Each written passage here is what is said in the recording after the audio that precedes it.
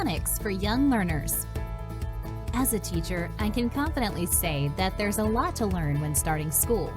Beginning with making new friends, to building confidence with letters and numbers, and learning much more through play. However, learning how to read is taught systematically, from their first days at preschool through their first years in elementary school. It can be challenging at times to figure out how to best support your child through these early stages of reading, especially since teaching methods have definitely changed since you were in school.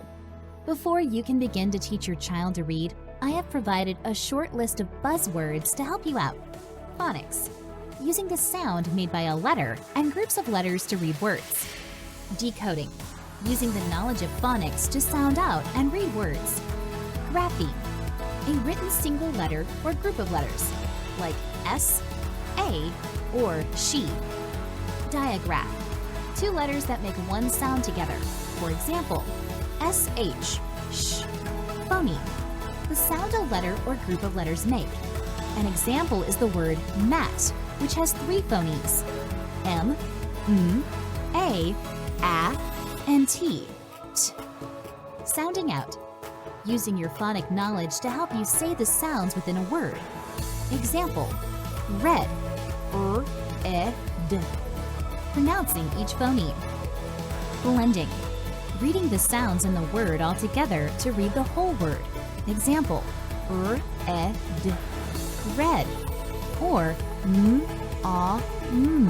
mom. High-frequency words, also known as common exception words. We use these common words often, but aren't always decodable using phonics. Examples of high-frequency words are the, one, and where. Children are taught to recognize these words on sight. The most important word out of that list when teaching your children to read is phonics. Phonics, using the sound made by a letter and groups of letters to read words, is so widely used because there is an abundance of research showing it works. In preschool or nursery school, children begin to develop their listening skills so that they can tune in to the different sounds and words, laying the foundation to learn names and sounds. The next step takes place in primary school, where children learn the letters of the alphabet in a set order and the sound of each letter. Once that is learned, children can begin to sound out and read short, simple words. Remember, the purpose of phonics is to have your child reading as easily and quickly as possible, so they can feel confident to read whatever they like. Reading is meant to be fun, and no one wants to turn it into a chore. So here are some tips to have success when teaching your child to read with phonics. Keep it short and sweet.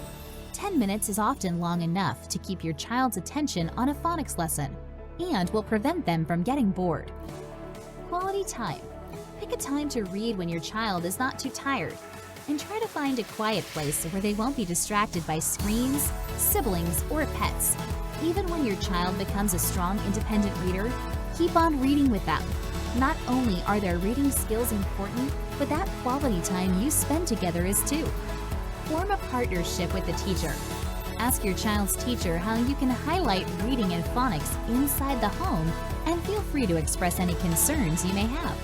Spread the joy of reading. Keeping plenty of books and/or magazines around the home will show your child how valuable reading is, while cultivating a lifelong love of reading. In my experience, most children begin to put their phonics knowledge into practice when they transition from a toddler to a young reader. At this age, the focus has shifted from using phonics only for reading to using phonics for spelling. However, it's not uncommon for young readers to go back and revisit their phonics knowledge, so don't worry if your child isn't completely confident yet. Keep up with reading to your child, especially books that appeal to their interests and topics that excite them. Remember, children see, children do. Let them see you read and enjoying books or magazines. You'd be surprised how quickly they'll be grabbing books of their own. The key thing here is to not let your child become stressed or upset. Keep a positive attitude and reinforcement, continue reading, and keep the lesson short and fun. Teaching children is not a simple task, and if after reading these steps you're left feeling a little overwhelmed, no need to worry. I have a solution for that too. Click the link below to see how Sarah Shepard, a fellow teacher, has taught over 35,000 children how to read with her program, Reading Head Start.